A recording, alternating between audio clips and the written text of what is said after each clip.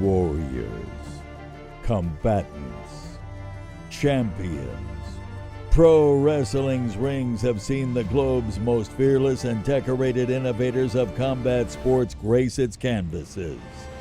But how many of history's greats have wrestled in every major federation in the world for over 3 decades? WWE, WCW, TNA, ECW, ROH. Forget halls of fame. It's time to honor 2 true heroes of the sport. For the first time ever, the Insane Clown Posse opens up their archives to you, documenting their decades-long journey in pro wrestling. From their days promoting in the backyards of Detroit, to their days on WWE pay-per-view, to the creation of Juggalo Championship Wrestling. You're along for the entire ride in this massive, full-color, glossy coffee table book featuring more than 300 rare images.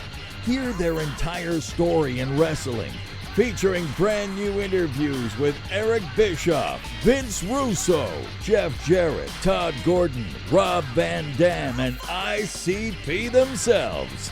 Hundreds of pages, hundreds of pictures, hundreds of matches. One big-ass book.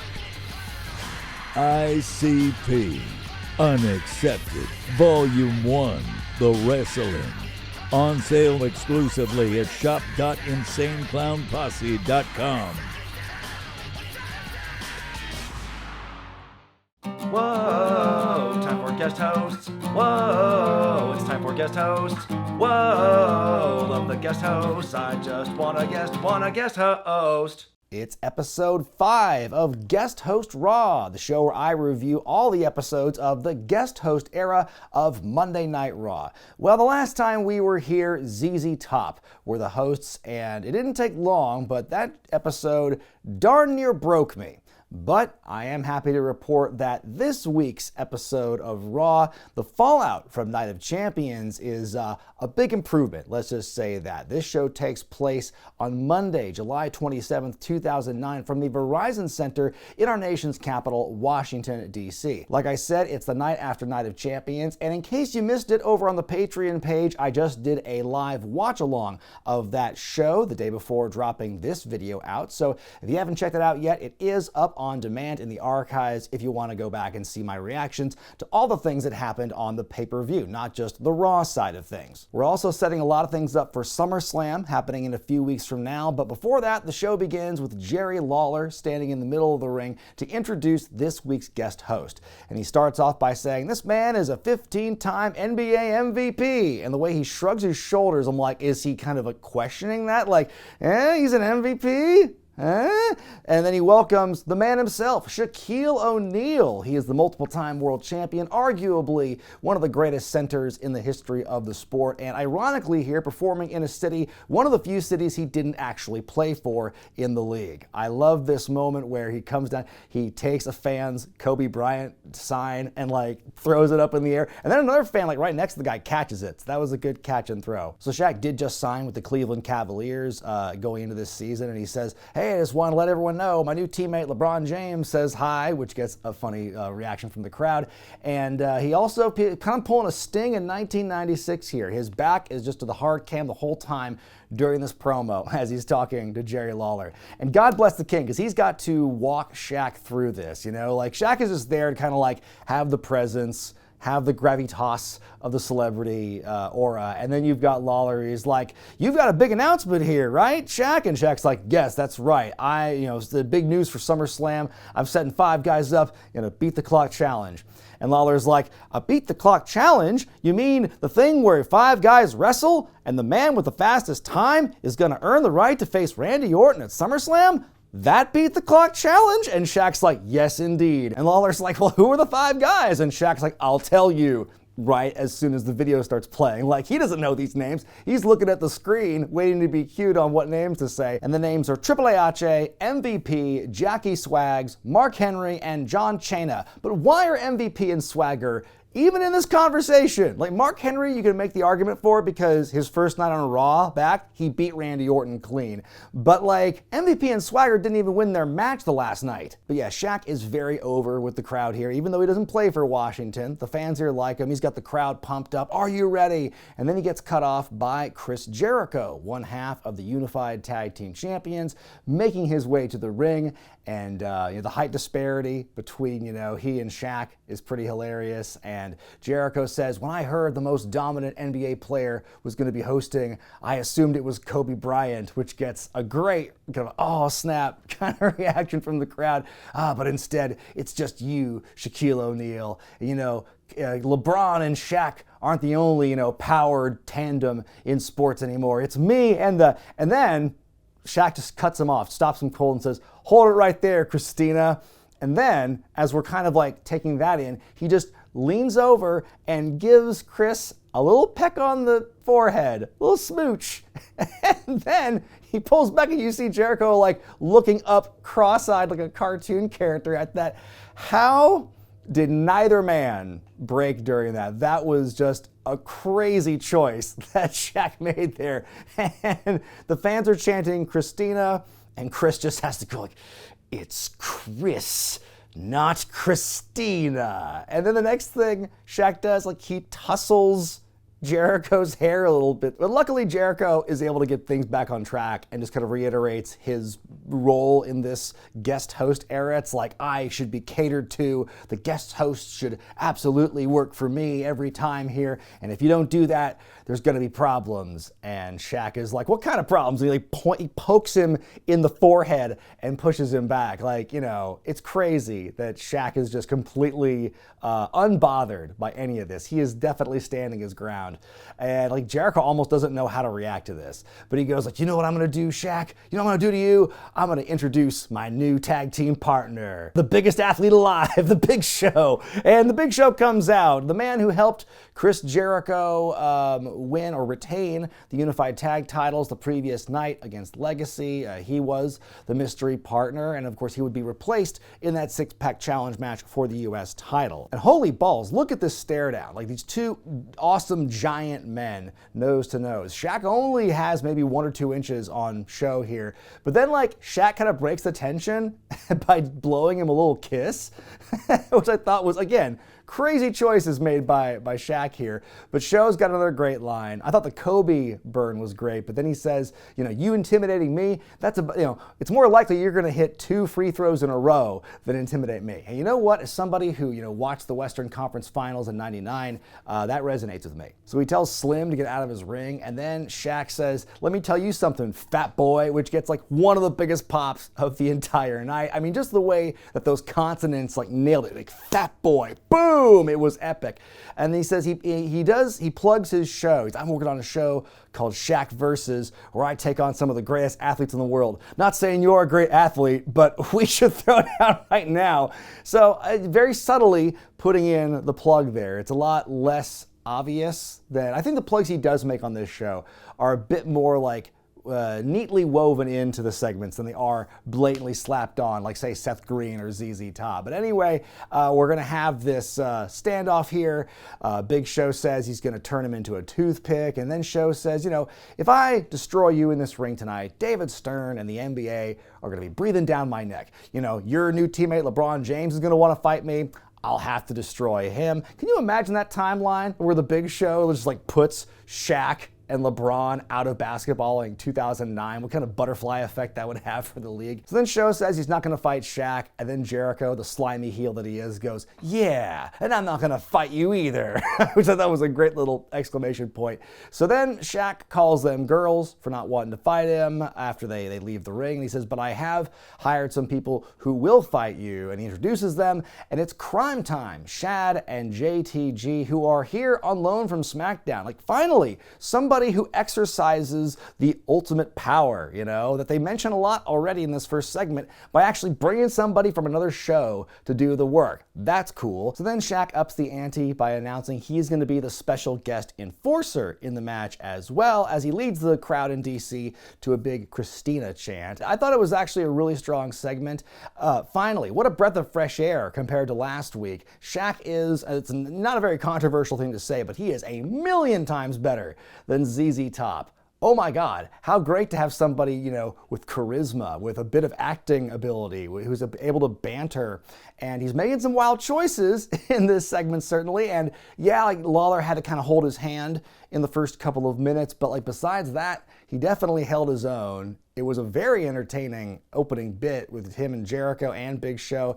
So yeah, it was just, it was an iconic opening in terms of the guest host lore so far. So we go to our first match. It's the first of 5 Beat the Clock challenge matches here as Mark Henry takes on Carlito. I noticed at this point there is somebody with just a big Ludwig Borga sign on the hard cam, and I'm pretty sure that's actually a young green shirt guy who we've seen in hard cam for what feels like a millennia now in WWE. So Carlito tries to eat the clock early on. He tries to create the space. Henry catches just one of his punches, starts to squeeze the fist, which was a cool moment. He goes for a big sit, but Carlito's able to move out of the way and get a couple of more moves on him. He goes for the backstabber, but through sheer strength alone, he just stays upright and blocks the backstabber. That was great. Catches him and hits Carlito with the strongest slam alive to win the match and set the time at 6:49. And so Beat the Clock is officially underway. I do like this concept when WWE breaks it out. I think more often than not, it does lead to a lot of intrigue for the whole episode, and so we'll see how it plays out here. After the break, we get a recap of Night of Champions when Mickie James beat Maurice to become the new Divas champ, and then we also see some members from the Washington Redskins football team in the house here. And our next match is a 6 Divas tag match. You've got Mickie James, Gail Kim, and Kelly Kelly taking on the intro-less Beth Phoenix, Rosa Mendez, and Alicia Fox. I was, oh dear, I think we know what's going to happen here. And while I'm processing that, suddenly we realize there's no Michael Cole. Jerry Lawler's like, oh, what a day for me, it must be my birthday, because Michael Cole is gone. He's on assignment to go talk to Shaq. We don't have Josh Matthews for this. Anyway, so Jerry Lawler calling the women's match by himself. I thought it was going to be some kind of fresh hell I could not comprehend, but actually he was rather reserved on commentary. It's not like he's calling anything necessarily. He's just kind of making the same kind of ohs and oh gosh and oh she'll feel that one, kind of reactions just to moves happening. He makes this one comment about, oh, with Beth Phoenix, how would you like it if your girlfriend was twice as strong as you? He gets some of his Lawlerisms in there, but he's not gross, at least. He's not talking about honeymoon suites, the Motel 6 or whatever. Gail's taking all the heat in this thing. She makes the hot tag to Mickie James, and about 30 seconds after I realize, I wonder if Kelly's gonna do anything in this matchup. Even Jerry Lawler says, I wonder if Kelly's gonna do anything in this matchup. But she does get her spot in because we had a blind tag by Gail Kim, missile drop kick to Alicia Fox, and then Kelly's one moment. She gets in the ring to run in and cut off Rosa Mendez from breaking up the cover, so Gail's able to get the win. So congratulations, you nailed your one spot. I kind of felt bad that she was just in that position. Why even be in the match if you only have time to do one thing? But yeah, the babyfaces win. It was what it was. And we go to our next segment. We are in the Shaq Shack as Shaquille O'Neal is in his office. It's bedecked with, Cleveland Cavaliers memorabilia and some of his various jerseys from other teams he's been on. We just see a big basketball hoop set up there in the office, just in case you forgot what Shaquille O'Neal is known for. So anyway, Michael Cole is in there trying to get an interview or a word with him or whatever, and then in comes Hornswoggle. So we get that crazy height disparity again. Shaq gets in his face and he's like, what did I tell you about coming here? It's tense at first. Oh, they're friends. They hug it out. And Shaq says that Hornswoggle and him went to the same high school together. Wait a minute, Hornswoggle, who is the child character, yes? Okay, we're going to cross that, but we're going to go back to that at some point. We're going to circle back to that. But yeah, so then Hornswoggle wants to dunk the basket on that really short hoop. He runs all around, and he bricks himself. He cannot do it. And Shaq just hands him a packet of the pistachios that he endorses. Again, like that's a bit more subtle than saying, wow, these pistachios are better than this show. And then they wrap it up by Cole, this 1-2 punch of Cole going, oh my, which, I forgot that they had Cole do that. And that was kind of like not only his catchphrase, but like that was how he delivered it. And that was supposed to be a punchline, was him going, oh my, because he said it a lot on commentary. And then he wraps it up by saying, that was Shaq-alicious. And he goes for like the fist bump. And Shaq has none of that. And I'm surprised Cole didn't bust out oh my to that as well. But that was like a terrible dismount. Like it was an okay segment, but that kind of ruined it for me. You've ruined the whole episode, Michael Cole. Time for our next Beat the Clock match. It's MVP, Montel Vontavious Porter, and I swear Lillian Garcia, when she announces him, pronounces it Montel Vontavious Porter. But anyway, his opponent is Chris Masters. Kind of a big surprise. We hadn't seen Masters in WWE since 2007, so it's been around 2 years since we've seen this guy. They say he looks better than ever. Like, yeah, little like if you took some of the air out of him. And if that's better than ever, then yes. But Masters is back. Down a little bit in size, but it is, kind of a surprise here. I mean, Masters was somebody who I liked, but I kind of wish they did more with him in that first run. And it was cool to see him come back here. We'll see what they do with him now. So MVP has a little under 7 minutes to beat Masters here. There's some pretty solid backy-forthy in this thing. Masters showing off his strength. Ultimately, it ends when they both make their way to the outside. Masters keeps pulling MVP away from getting back in the ring and locks in that master lock on the outside as the 10 count happens. So they both get counted out, and so MVP cannot qualify for beating the clock, and it looks like that's what we're going to be heading into here. Bit of a program with these two, and again, I'm excited to see what Masters has in store. I know, again, it's not going to be an amazing run for him here, but I want to see at least how long they might go with him before I immediately lose hope. He's back, somehow, to the shock of me and a lot of people here probably. The Brian Kendrick is still on our screens. He's in the ring, getting ready for his matchup with the U.S. champion, Kofi Kingston, who was able to retain in the six-pack challenge the night before. But just before the match begins, the Brian has the house mic and he's yelling at Jerry Lawler again, saying, I remember what you did last week when you humiliated me in that matchup. So after I got done beating Kofi Kingston, I'm going to slap you around and make you cry, which is a great threat. But he's like talking trash to Lawler. He's ignoring the referee's instructions. The bell rings, and so Brian Kendrick is still talking smack. He turns around and walks right into the trouble in paradise. Kofi beats him within seconds. And farewell, the Brian Kendrick we hardly knew ye. This was his last appearance in the company for a while, because just days after this, Kendrick would be released. And a lot of people in the comments section, when I was last week talking about what the fuck's with this, matchup happening with Lawler and Kendrick, a lot of people were like, oh, well, because he's being punished, for weed offenses and stuff, and this is like his last match. But no, I was surprised. Oh no, this is his last match. We got to see him one more time. They're about to toss to commercial break. We see Triple H walking down the hallway, getting ready for his matchup, when suddenly Ted DiBiase playing the Shane Stant to Triple H's Nancy Kerrigan. He's got the baton and whops him in the left leg, sends him crumbling down, and then he runs off. So Triple H now has a bum leg going into his Beat the Clock challenge match with the other half of Legacy, Cody Rhodes. And you see, Triple H still walking gingerly down the ramp. He's selling that left leg as a result of the attack here. Mark Henry still with the time to beat, 6:49.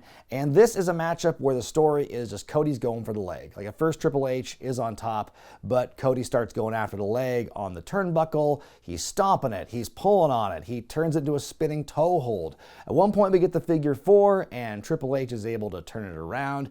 H-Man is able to fight back, but the time is ticking. We're down to about 45 seconds when he's making his big comeback, hits the spine buster, hits his pose. Suddenly, Child Ted DiBiase makes his way on the apron, and he's goading Triple H into hitting him.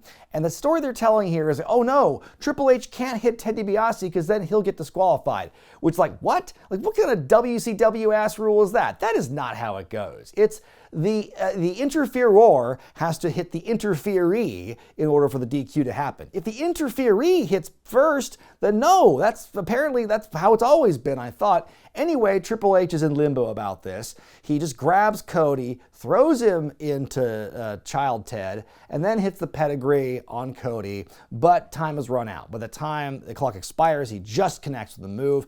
So Triple H, the way Lillian Garcia phrases it, Triple H has failed to win, beat the time. So he did all that. He failed to win and beat the time. So he does not advance to go fight Randy Orton either, and we are continuing this feud here. We'll see more about how, where this leads at the end of the episode. But again, I think the match was fine, told a good story, ending the way it did, costing Triple H again, where, I think Triple H as a babyface, like in chase mode, is way more entertaining than like babyface champion Triple H. We're back in the Shaq Shack, and we see Santino playing Scrabble with Shaquille O'Neal. And I had to pause and look at the board and see what was being played here. I'm going to look at my notes and read them off to you. There was Shaqlash, Shactus, Boom Shakalaka, Shacktastic, Shaq-Fu, Shaq-esque, Shaqzilla, and Pizza. Okay, but Shaqalicious, that was a bridge too far. That was like, oh, eye roll, Cole, you scamp. Come on, get out of here. But Santino's like, how'd you get so many Qs? I don't think Shacktastic is a real word. Thank you for being a man of the people, the voice of reason, Santino. But in comes crime time once again, and, Shaq with these instructions where he says, I'm riffing right now. Everything's going to be above board. Do what you got to do. I'm going to do it right. I'm not sure what any of those sentences put together mean, because they were very different statements. But I think he was just trying to, encourage crime time to just do the right thing.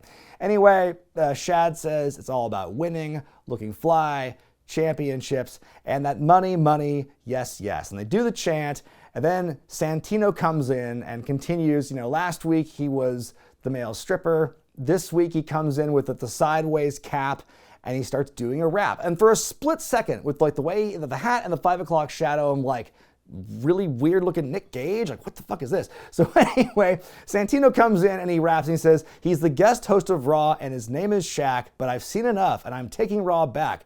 From SummerSlam to the Royal Rumble, I'll swat you down like Dikembe Mutombo. I will do it for sure, not maybe. Then I'll steal Angelina Jolie and adopt an Asian baby. The noise he makes is very strange as well. So then they all leave. Like Santino leaves first from humiliation, and then Crime Time take their leave. And then Shaq ends the segment by sitting down and saying, not even Vince McMahon can beat me at this game, as he's playing Scrabble. But like, okay, what's that? Huh? Like, is that an inside joke the two of you have, or is that a reference between like Vince and one of the writers over Scrabble? Like, just they're sharing a moment there. I don't know. Also, it feels like Shaq has been the first non-wrestling guest host to mention Vince by name. He did it twice so far tonight. Up next, fourth verse, same as the first, as Hornswoggle takes on Chavo Guerrero. And it sets up feeling like it's going to be a regular one-on-one match, but just before it begins, we get the announcement that Shaquille O'Neal has made it for Chavo Guerrero to be blindfolded. So he's got to wear the black hood, shades of Martel and Roberts and Triple H and D'Lo Brown, what have you. And so he's going to try and fumble around blindly for Hornswoggle as this match goes on. And so, Hornswoggle's ducking and dodging. I love this one point where Chavo runs after him and like falls out of the ring. But I also love, he still has the instinct to grab the rope on his way out and post on the apron. Chavo is finally able to grab Hornswoggle. He's grabbed him, and then he lets go of him again, grabs the referee, double leg takedown, almost goes to strike him, but the referee's like, no, don't. And Chavo does some fumbling around the referee's face, which is funny. Chavo is able to peek with the referee's back turn, hits this running drop kick to drop Hornswoggle like a bag of hammers. So he seems to have it won again, but he takes way too long getting Hornswoggle into position and feeling the distance of the turnbuckle for the frog splash. So it's a very Wile E. Coyote moment here where, Chavo is very slowly climbing up the top rope. Hornswoggle is very aware of what's happening and just kind of gently follows him to the apron area. Chavo is up on the top rope, goes for the frog splash, and of course there's nobody there. And as he recovers, he finally looks up and sees Hornswoggle above him. Tadpole splash. And Hornswoggle wins again, 4-0. They let us know here. And it's Poor Chavo. Like, this is a segment that they're just doing to fill time on this show, it seems. It's like when I produced Morning News and I knew there were some segments that had to be in no matter what. Like, okay, weather's got to go in this block. Okay, this is a sponsored thing we do once a week. It's got to go in the E block. And here on Raw, Chavo has got to lose to Hornswoggle. I will say, though, the blind antics were at least funny. And I think, Hornswoggle working around that Bugs Bunny style, that was entertaining. We see the champ, Randy Orton, in his dressing room, dressed to wrestle. I don't know why. I don't think he's wrestling tonight. But as he stands up, we see Jack Swagger get right up in his face. Kind of a jump scare thing. And so Swagger says, hey, I got good news and bad news. The good news is Triple H didn't beat the clock. But the bad news is I'm going to. And so Orton's like, is that supposed to scare me? And Swagger says, well, I'm bigger, stronger, and younger than you, so yes. And so he walks off. We got a tight shot on Orton, and he's thinking about it. And then all of a sudden, he has this look in his face where he realizes Mark Henry is right here. And so the camera zooms out, and he's right there.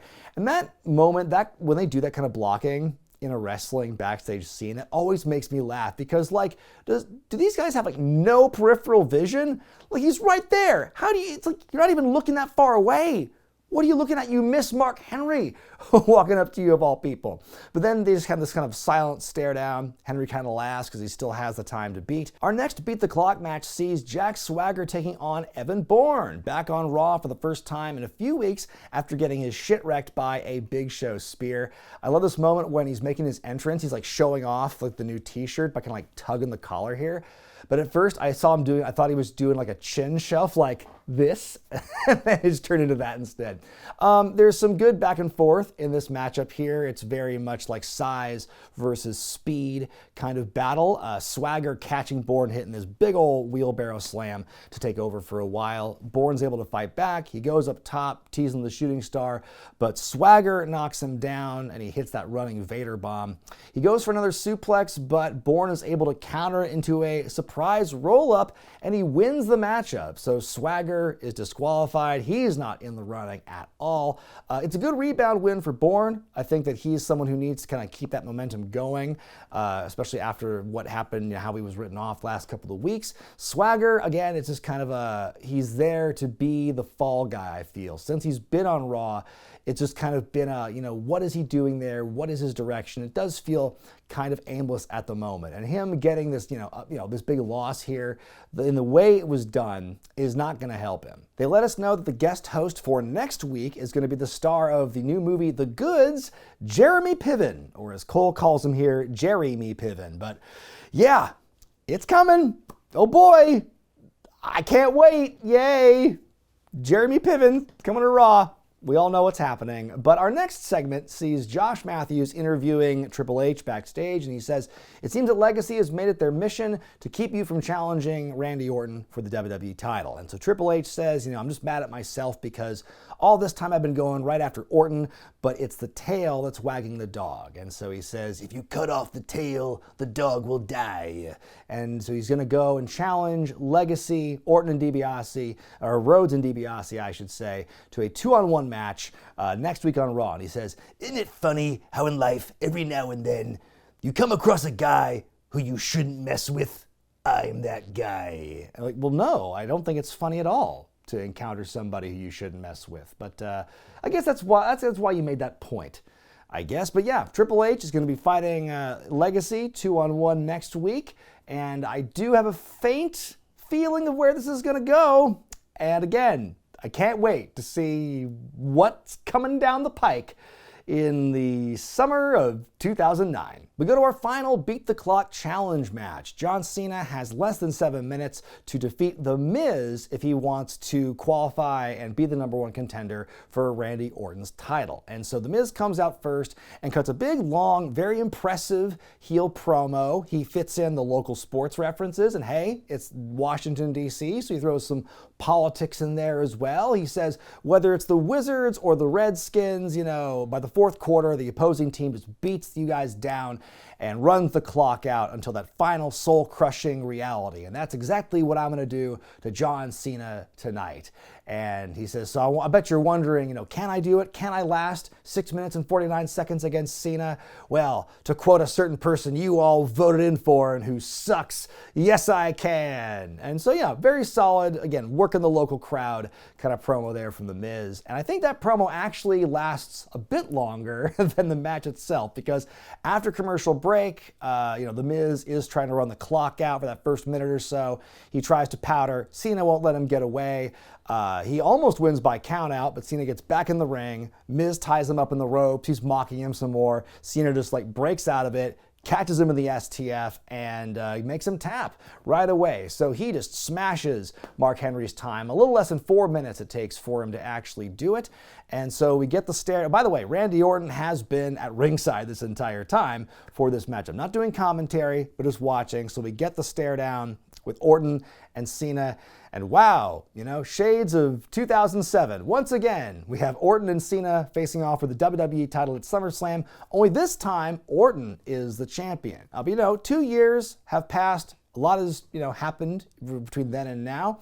So we're going to see how that match goes. Again, continuing the long storied rivalry of Cena and Orton. I do think the whole beat the clock, the way it was constructed on this episode was pretty well done. You had the time set by Henry, and I think the way it progressed through each person, told a different story, and wrap it up with John Cena as decisively as he did was a fine way to end it. Main event time, it's a non-title matchup as Jericho take on Crime Time, and Shaquille O'Neal is the special guest enforcer. And oh man, I almost forgot about this, the giant blueberry, just incredible variant of the Big Show here when he's part of the tag team with Jericho. The match begins, and commentary's putting over what a great job Shaq has done, and Lawler says, I think he's a top 50 guest host on Raw so far. I'm like, you ain't kidding. It's definitely accurate. JTG starts out strong against Jericho. I always love hearing lone voices pop out in the crowd during moments like this. Like Jericho goes for a running attack in the corner and he misses, and you hear one kid go, ha ha! Show's really throwing his weight around here once he gets in the ring. Cole describes his hands as the size of mallets, and later his arms as the size of tree limbs. He puts JTG in the full Nelson for a while to kind of mock and taunt Shad on the apron. And if I were Chris Masters in that moment, I would be maybe a little miffed, or I would just pursue a different finisher. Because, it's like once the Big Show does it, it really makes yours look not that great. JTG's finally able to get an opening, makes the tag to Shad. He actually gets a bit of a help from O'Neal because Shaq just drags JTG closer to the corner. And Shaq likes Shad. He likes what he's seeing here. Shad's going on this big hot tag. We get this double team move onto Jericho. Big Show breaks up the cover and just gets the stomp in. He defies the referee's orders. The match is thrown out. Wow, a DQ finish and a Raw main event? Say it ain't so. So after the bell, Show's got the double goozle on a Crime Time, but he pushes them aside and challenges Shaq to get in the ring himself. So he does. We get the stare down. Show goozles Shaq. Shaq goozles Show. It's a goozle off, I tells ya. But then Crime Time break it up. Shaq with this big running shoulder check to Big Show, and he powders. And so then Shaq and Crime Time stand tall to wrap up the show. As Cole calls it, it's a spectacular way to end the evening. It was a fine main event. Hated the finish. But again, that's just par for the course around this time. Main events on Raw very rarely end definitively or cleanly for that matter. But, even though it wasn't pretty, WWE got their mainstream moment. I think it is disappointing. I really, the mark in me really wanted to see Show and Shaq do something down the line. It felt like you're setting things up for maybe a WrestleMania matchup down the line.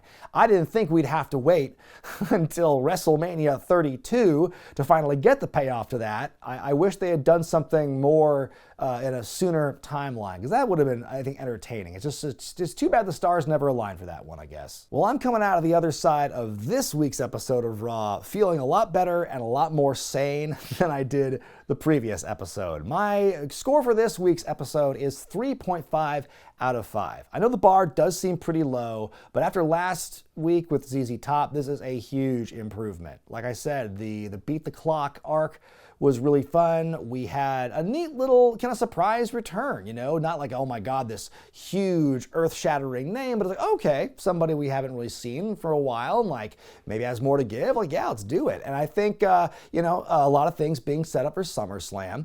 And so, yeah, I think this was a very well-constructed episode of Raw. And it was also helped by the fact that we had a great host this week. When you compare it to ZZ Top, it's night and day. And yes, the first couple of minutes where Shaq's out there and Jerry Lawler's got to help him describe the Beat the Clock challenge, that seemed a little hokey to me. But beyond that, though, kid's a natural. Like I said, he just had this natural charisma about him, and he was able to hold his own with these other wrestlers. I don't think he was working with a script, but I think that his interactions with the other wrestlers, they were entertaining, and he also gave WWE a really cool moment at the end. So really, I think he did all you could ask for. Again, my pick for the best of this episode's got to be just the overall Beat the Clock arc. There wasn't one particular matchup there that I liked more than the others, but just the story that it told throughout the night I thought was well done. And as far as the worst of the episode, probably have to give it to the Brian Kendrick's swan song against Kofi Kingston. But hey, at least he got one more payday out of it, I suppose. And with that, let's go to the host all-time rankings. Folks, what a turnaround it was. You know, last episode, ZZ Top debuted at number 4 of 4. And this week, I'm just feeling so jubilant and so happy at this breath of fresh air we saw in Shaquille O'Neal. He is debuting at number 1 this week, overtaking the previous number 1 at Seth Green. Now, call me crazy, but 5 weeks into this little experiment, it seems to me that the non-wrestlers, on average of course, you know, the outlier being the exception, are doing generally better than the actual wrestlers as guest host. But I do know that theory is not going to hold water for very long. Obviously, we have many more weeks to go. And of course, next episode, as we've already discussed, a certain Jeremy Piven is going to be hosting, and also Ken Jeong is going to be there too, but they're going to be promoting their new movie, The Goods, and certainly someone might be banned from the... You know what? I don't want to talk about it right now. Let's just... Again, we'll get there when we get there. But what did you think about this episode of Raw? And how about Shaquille O'Neal as the guest host? And what about this review? Let me know in the comments section below. I'm Brian Zane, and I will see you next time, right here on Guest Host Raw.